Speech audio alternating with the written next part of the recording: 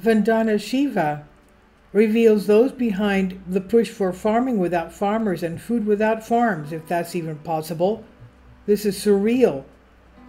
And on the latest episode of Russell Brand's Stay Free, environmental activist and scholar, food sovereignty advocate Vandana Shiva, PhD, discussed food fascism, the power of philanthropy, digital enslavement, and how people can free themselves from this system. Written by Brenda Belletti, PhD.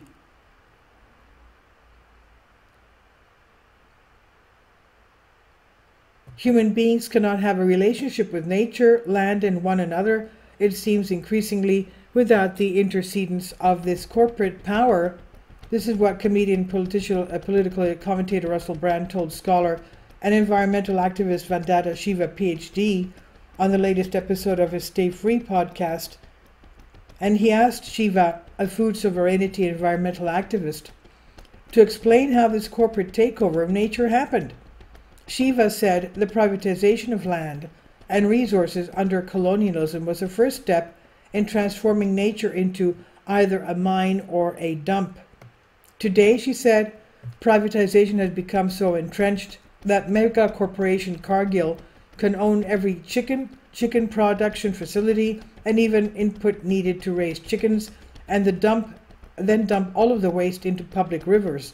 The situation we face today could not have happened, she said, without the criminalization of farmers, for which she had media organizations like The Guardian's responsible because they attack farmers instead of the corporations. And she said, if the drivers are the corporations, you have to have the guts to bite the corporations. You don't target the victims. The farmers are victims of this system, she said. Now, who are the real food fascists? Brand asked Shiva why the global uprising of farmers from Sri Lanka to India to Germany, England, and the Netherlands against the globalization of agriculture had come to be cast as a right-wing idea by the press.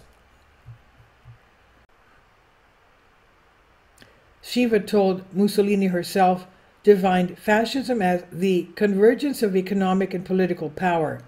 Food fascism, she said, is the recent control over our food systems by giant corporations and the billionaires. Under colonialism, the British controlled the land, she said, but they did not control the food. The advent of agricultural industrialization, the Green Revolution, and globalization made it possible for corporations to take control of the food. The call for food sovereignty, she said, came as a call as opposite to the food dictatorship and food fascism. And now, she said, those people want to complete the separation of people from the land that began with colonialism. Today, they want farming without farmers, being able to plant a seed, input love, knowledge, and sun and produce food is the only true independent production system, and it's that freedom they want to attack, Shiva said, because they are threatened by it. So they discredit farmers by calling them fascists and right-wing, and anybody who facilitates that is essentially doing the work of these globalists, she said. They're the fascists. How philanthropy buys control. Today, people who talk about the disproportionate power and influence that billionaires like Bill Gates have over global agriculture and health are regarded as conspiracy theorists, Brand said. He asked Shiva to explain Gates' rise to power in plain language and with facts. Shiva said people like Gates become wealthy through neoliberal trade liberalization, where trade in information, in the software and other forms of data Gates produced went completely untaxed. Then she said they use that money philanthropically to gain control of the sectors, of other sectors, and by donating massive sums of money to the Global Seed Bank, to the World Health Organization, and to the media organizations such as The Guardian and BBC, Gates and other billionaires took control of those institutions. It even gives them the power to control governments, she said, who have been made desperate for money through indebtedness. Gates and Silicon Valley, she said, are very big players in the fake food future of farming without farmers and food without farms. And they get journalists such as The Guardian's George Monbiot to promote it.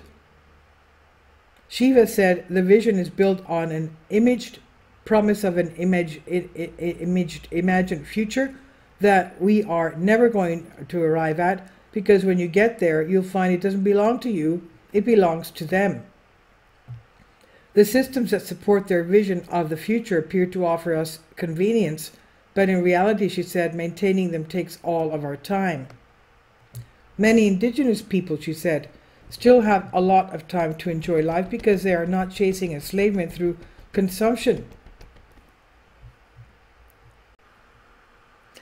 Shiva wondered why people would want a smart home where, for example, the fridge will tell you your milk is getting old. How dumb are we getting that we can't open the drawer of our fridge to know if our milk is getting old, she said.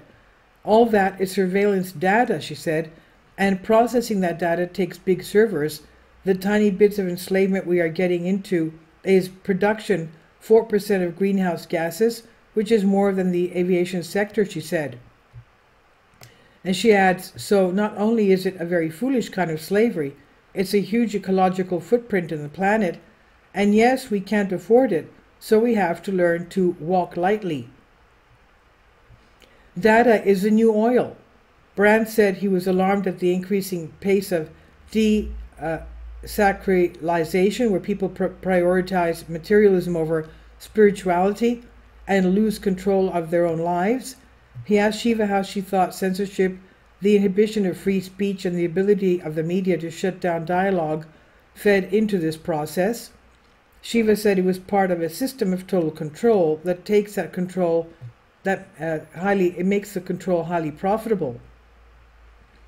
What's new in this system, according to Shana Zuboff's The Age of Surveillance Capitalism, is that today human beings themselves have been turned into raw material whose data can be extracted. That is the capital of today. Big data is the new oil, and then it's used to manipulate us, she said. She said any system that allows you the awareness of your real freedom must be censored. The strange thing, Brand said, is that this system of technological domination was sold to people as a way of empowering them and giving them their freedom. Technology should be a tool, she said, but it has been elevated to a god, and those opposed to the transformation are discounted through Orwellian double-speech as right-wing. But Shiva said, the last few years have shown that there are three things people cannot give up. First, your ability to know and distinguish between truth and untruth, and not allow post-truth to be projected as truth, and the truth speakers to be projected as conspirators.